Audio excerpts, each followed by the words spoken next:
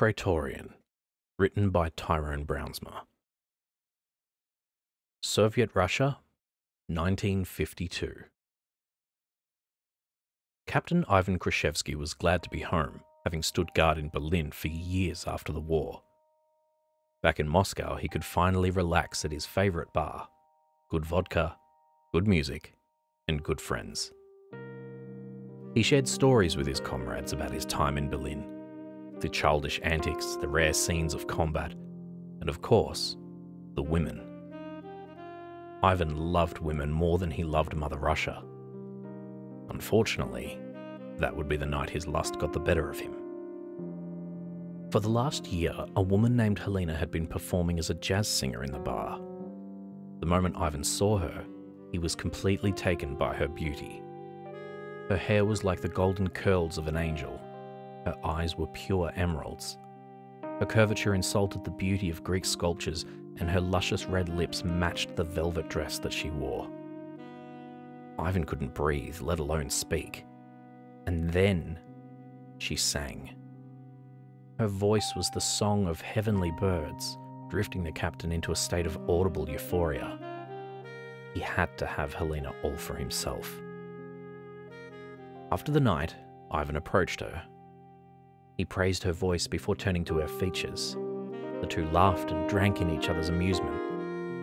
Ivan eventually took the goddess back to his lovely apartment, where the two continued to drink and dance. The intoxicated couple eventually kissed, sealing their fates. They spent that night in sexual pleasure, making love like animals in heat all evening. Come sunrise, the enjoyment would cease. Ivan awoke to a punch in the face. He fell out of bed, seeing a man beat Helena. Ivan protested but was silenced as his eyes finally pieced together the attacker. Colonel Dmitry Venko, one of the most feared commanders in the Red Army. A man the Nazis feared like a demon. A Roman conqueror in Stalin's time. Ivan realized that he had just committed adultery with one of the most powerful and deadly men in Russia. So, he pleaded like a coward to his superior. The colonel kicked the snivelling captain off his boots. The Titan aimed a pistol at Ivan's head and offered a choice. Die like a mongrel dog, or be exiled to run a gulag on the Arctic Circle. Ivan glanced at the bruised Helena, her angel face black and blue with tears smearing her makeup. Ivan sighed and asked to be punished to the frozen hell. Months went by at the gulag known as Cerberus. Captain Ivan's punishment was one of everlasting cold and numbness. There was no pride to being in charge of this camp. It was a place for Stalin's enemies and the useless, mining whatever they could from dirt only a few miles from the wastes of the Arctic. Men, women, and children were worked to death under Ivan. It was no different than before, only the previous leader had enjoyed freely killing so much, the soldiers were ordered to murder him. The sanctity of the hell couldn't be overthrown by a madman enjoying himself. After day in and day out of nothingness, Ivan received a call from Moscow. A German sub was believed to have crashed against an iceberg near Cerberus, and Ivan was asked to investigate. Begrudgingly, but wanting a change of pace, Ivan agreed. Picking two other men to join him, the captain led this small expedition a few miles across sheets of ice. After arriving at the believed crash site, Ivan could only see if the vehicle was accessible. Only the tail was breaching the water, leaving the trio no option to enter. To enter Arctic waters was suicide. All Ivan could do was place and write the coordinates in a journal. Below the ice, though, something truly nightmarish was beginning. The submarine's hull had been struck by an iceberg, the crew having long abandoned to safer waters to avoid Allied warships. The pierced hull was now leaking radiation from an experimental missile that had been developed. While not strong enough to harm any nearby wildlife or travel great distances, it harmed one peculiar Arctic creature, a Greenland shark. Greenland sharks are an unusual species, one of the rare sharks to inhabit and hunt in cold waters. Greenland sharks move so slow, they are silent enough to sneak up on seals, polar bears, and divers. This one particular animal had drifted through the toxic spill and it began to have a horrific reaction. The shark's blind eyes now saw everything in the universe. The shock of knowing all should have killed it alone, but this shark was able to grasp the universe and know its true place. Drifting under the ice sheets, it followed the trio home. One of the soldiers, Private Moskvin, had been missing his beloved fiancée, Eliza. He'd been ordered to leave before they had married, but her voice suddenly pierced the snowy world. Moskvin stopped in his walk and looked out to see his lovely Eliza in a wedding dress calling to him. She asked for him to come home and marry her. He instinctively walked towards her, immediately falling into the cold water. The freezing temperature began to immediately kill him as his heavy clothes and rifle pulled him down. The Greenland shark appeared, its mind speaking to Moskvin, comforting the dying private. Moskvin's mind was opened to the universe, seeing how his death would be okay. The young man died with a smile as the shark feasted upon his corpse. Arriving back at Cerberus, Ivan reported on how his private had blindly stepped into the ocean and drowned.